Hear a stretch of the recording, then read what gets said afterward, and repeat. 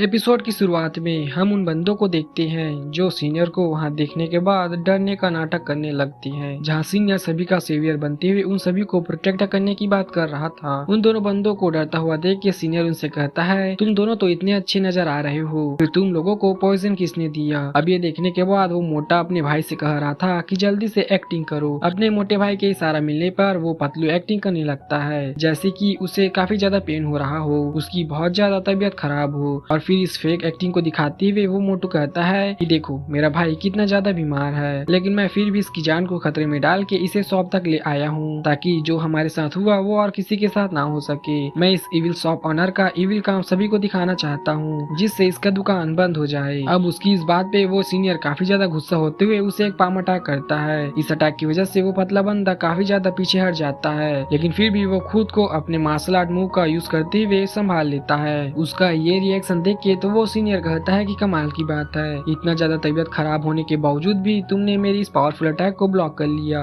इसका मतलब ये है कि तुम्हारे मार्शल आर्ट काफी ज्यादा अच्छे हैं, तुमने तो मुझे बहुत ज्यादा इम्प्रेस कर दिया। सीनियर के इस बिहेवियर से वो दोनों जो कि पहले से डर रहे थे अब वो और भी ज्यादा डरने लगते हैं। वहीं सीनियर उनके इसी डर का फायदा उठाते हुए एक और जबरदस्त अटैक कर देता है, जहाँ इस अटैक से हिट होके वो दोनों ही दीवार से टकरा जाते हैं। सीनियर को ऐसा लग रहा था कि जैसे ये करके वो सभी की नजरों में हीरो बन जाएगा, लेकिन ये चीज यांग काई ने नोटिस कर लिया था। यांग काई कह रहा था कि क्या घिसा पीटा ड्रामा है कि एक हीरो बुरे लोगों को पीट के सभी की नजरों में हीरोइन को बचा रहा है। वो अपने मन में सोच रहा था कि कमाल की एक्टिंग है, इसके लिए तो उन्हें ट्रॉफी देनी चाहिए। बेचारे शॉपकीपर तो यही सोच रहा था कि मैंने इस सीनियर का कौन सा भला कर दिया जो ये मेरा हेल्प कर रहा है, पर शायद उसकी बेटी समझ गई थी, इसलिए वो अपने मॉम से कहती है कि मॉम यहाँ से चलती हैं। और उसकी मॉम तो उसे शांत करा देती है क्योंकि मामला अभी काफी ज्यादा गर्म हो चुका था। अब इधर ये दोनों चमचे काफी ज्यादा गुस्सा होने की एक्टिंग करते हुए कह रहे थे कि लड़के हमारे मामले में पड़ने वाले तुम कौन हो, तुम्हारी हिम्मत कैसे हुई हम पर अटैक करने की? ये सीनियर खुद को इंट्रोड्यूस कराते हुए कह रहा था कि मैं लिंग्स पवेलियन का एक सीनियर हूँ, मेरा नाम सुमो है और तुम्हें पता है मैं वहाँ के चीफ डिसेबल में से एक हूँ। मेरे एक इशारे में यहाँ तुम्हारी खटिया खड़ी हो जाएगी। अब लिंग्जियन पवेलियन के स्टूडेंट होने का नाम सुन के इन दोनों का रवैया ही चेंज हो जाता है। ये दोनों उसके आगे झुक के कह रहे थे कि ब्रदर हमसे गलती हो गई, अगर ये शॉपकीपर आपका रिश्तेदार है तो फिर हम आज के बाद इसे कभी परेशान नहीं करेंगे। ये बोलने के बाद उन्होंने तो अपना हिस्से का एक्टिंग बखूबी निभाया था। उनका काम खत्म होने के बाद सीनियर सुमो उन्हें आंखों से इशारा करता है कि अब यहाँ से निकलो। वो लोग भी ये इशारा पा के वहाँ से चुपचाप निकलने की कोशिश कर रहे थे, लेकिन तभी यांग काई अपनी स्पिरिचुअल पावर का यूज करते हुए काफी स्पीड से उनके सामने आ जाता है, ये कहती हुए कि इतनी क्या जल्दी है। वो लोग यांग काई को सामने देखने के बाद कंफ्यूज हो जाते हैं कि ये अब क्यों आ गया। इधर यांग काई कह रहा था कि आप दोनों कमाल की एक्टिंग करते हो, कौन से आर्ट क्लास से सीखा है? यांग काई को बीच में आता देख सीनियर जो कि इतनी देर से रिलैक्स था वो काफी ज्यादा परेशान हो जाता है। वहीं इधर यांग काई उन दोनों को उठा के शॉप से बाहर पटक देता है। उन्हें बाहर पटकने के बाद यांग काई आसपास के लोगों को इकट्ठा करते हुए कहता है कि हम इन दोनों को ऐसे यहाँ से नहीं जाने दे सकते, हमें इन जैसे लोगों को सबक सिखाना ही होगा। आखिर इन लोगों की हिम्मत कैसी हुई एक शॉप में आके उस शॉप की बेइज्जती करने की? अगर ये आज मिस्टर लियू के साथ ऐसा कर रहा है तो कल दूसरे स्टोर के साथ भी ऐसा करेगा। अगर इसकी हिम्मत आज बढ़ गई तो ये कल को आप पर भी उंगली उठाएगा। यांग काई की बात सुनने के बाद उन सभी शॉपकीपरों की आंखें खुल जाती है। वो यही सोच रहे थे कि ये तो सच है, अगर ये आज झूठ बोल रहा है और मिस्टर लियू को फंसाने की कोशिश कर रहा है तो कल को हमें भी फंसाएगा। और हम मिस्टर लियू इतने लकी तो नहीं होंगे कि हमें कोई सीनियर बचाने को आ जाए, इसलिए ये लड़का बिल्कुल ठीक है, हम इन दोनों को ऐसे बच के यहाँ से जाने नहीं दे सकते। ये बोलने के बाद लोग इकट्ठे हो जाते हैं। वो काफी ज्यादा गुस्से में लग रहे थे। सारी की सारी भीड़ उन दोनों के खिलाफ जोर जोर से नारे लगा रही थी। यहाँ बेचारे सीनियर सुमो का गला सूखने लगा था, उसकी चाल अब उसी पर भारी जो पड़ गई थी। उसे समझ नहीं आता कि अब इन दोनों को कैसे बचाया जाए, कहीं पीटने के डर से ये लोग मेरा नाम न बता दे।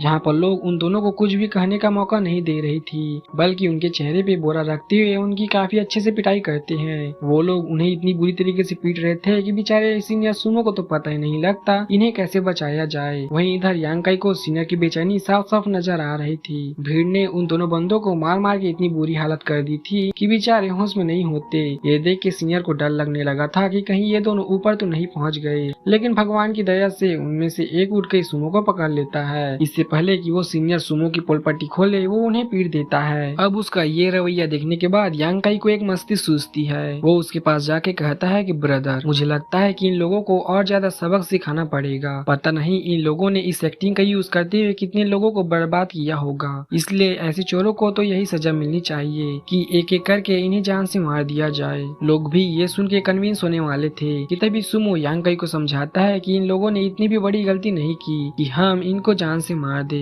पर यांग काई कहता है कि आपको क्या लगता है कि अगर ये चोर कामयाब हो जाते तो मिस्टर लू बर्बाद हो जाते, उनकी पूरी फैमिली सड़क पे आ जाती और कर्जों की वजह से उन्हें जान देना पड़ता। तो अगर ये ऐसी हंसती खेलती फैमिली को डिस्ट्रॉय कर सकते हैं तो इन जैसे लोगों का जिंदा रहना बिल्कुल भी सही नहीं है। इसलिए मुझे लगता है कि इन्हें जान से मार देना चाहिए। इधर सीनियर सुमो काफी ज्यादा कोशिश करते हैं कि यांग काई का मन बदल दे, पर उनकी इन कोशिशों से यांग काई को उस पर उंगली उठाने का मौका मिल जाता है। वो तो कहता है कि सीनियर, आखिर आप इन दोनों को इतनी तरफदारी क्यों कर रहे हो? कहीं ऐसा तो नहीं कि आप इन लोगों को पहले से जानते हो? वैसे भी मैंने आपका पर्स इन लोगों के पास देखा, कहीं आप ही ने तो इस शॉप को बदनाम करने के लिए इन दोनों को पैसे तो नहीं दिए? ये सुनकर तो सीनियर सुमो की हालत खराब हो जाती है। सीनियर तो कह रहा था कि नहीं, शायद मेरा जब इन लोगों पर ध्यान नहीं होगा तब इन्होंने मेरा पैसा चोरी कर लिया होगा। वैसे भी मैं इन्हें पीट रहा था, क्या पता ये मुझसे बदला लेना चाहते हो। ये सुन के तो यांग काई समझ जाता है कि ये इतनी जल्दी एक्सेप्ट नहीं करेगा कि इसने गलती की है, इसलिए इसको सबक तो सिखाना पड़ेगा। इसलिए वो लोगों से कहता है कि देखो, अब ये बदनामी करने के साथ साथ चोरी भी करने लगे हैं। वो कहता है कि सीनियर सुमो, मैं तो कहता हूँ कि इसने आपका पर्स चुराया है तो आप ही इन्हें जान से मारो, नहीं तो क्या पता कल को ये और भी बड़ा कोई क्राइम करे। अब सिचुएशन को इतना खराब होता देख सीनियर की हालत खराब हो जाती है। उसे समझ नहीं आता कि वो क्या रिएक्ट करे। अगर वो इन चोरों को बचाएगा तो उसकी गलती सामने आ जाएगी, और अगर वो इन चोरों का साथ नहीं देगा तो उसकी पोल पट्टी खुलने का डर है। इसलिए ना चाहते हुए भी उसे यांग काई के कहने पर दोनों चोरों को मारने के लिए आगे बढ़ना पड़ता है। यांग काई ने जानबूझ के ऐसी सिचुएशन क्रिएट की थी कि दोनों तरफ से सीनियर फंसे। अपनी तरफ से ये बहुत ज्यादा स्मार्ट चाल चल रहा था, लेकिन यांग काई ने इसी की चाल इस पर उल्टी फेर दी। वो तो सीनियर सुमो के कंधे पे हाथ रखते हुए कह रहा था